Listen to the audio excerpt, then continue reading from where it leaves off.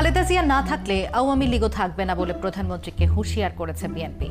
দেশের স্বাধীনতা, সার্বভৌমত্ব এবং গণতন্ত্রের জন্যই বিএনপি চেয়ারপারসনকে বাঁচানো প্রয়োজন বলছেন দলটির নেতারা। তাকে বাঁচাতে নেতাকর্মীরা সব ধরনের ত্যাগ স্বীকার করতে প্রস্তুত বলে দাবি করেছেন তারা। রাজধানীতে ছাত্রদলের এক সমাবেশে এমন কথা বলেছেন তারা।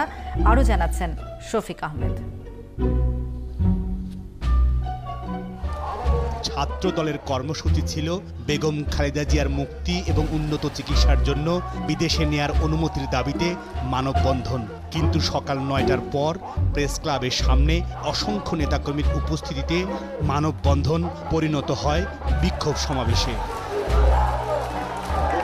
কর্মসূচিতে যোগ দেয়া নেতাকর্মীদের একটাই দাবি, উন্নত চিকিৎসার জন্য এখনই বিদেশে পাঠাতে হবে বেগম খালেদা জিয়াকে, অন্যথায় সরকার পতনের একদফা দাবিতে রাজপথে নামবেন তারা।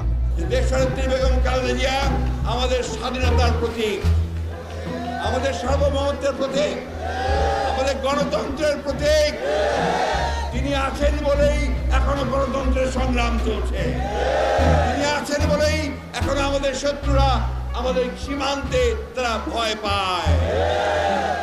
আর এখনো আওয়ামী লীগ যে আছে, ওই দেশনেত্রী বেগম খালেদা জিয়া দেশে আছেন, বেঁচে আছেন বলেই এখনো আছে, তা না হলে আওয়ামী লীগ থাকবে না। বন্ধুগণ, প্রতিদিন দাবি করছি অবিলম্বে তাকে চিকিৎসার জন্য বিদেশে পাঠানো হোক, কিন্তু এই সরকার কর্ণপাত করছে না।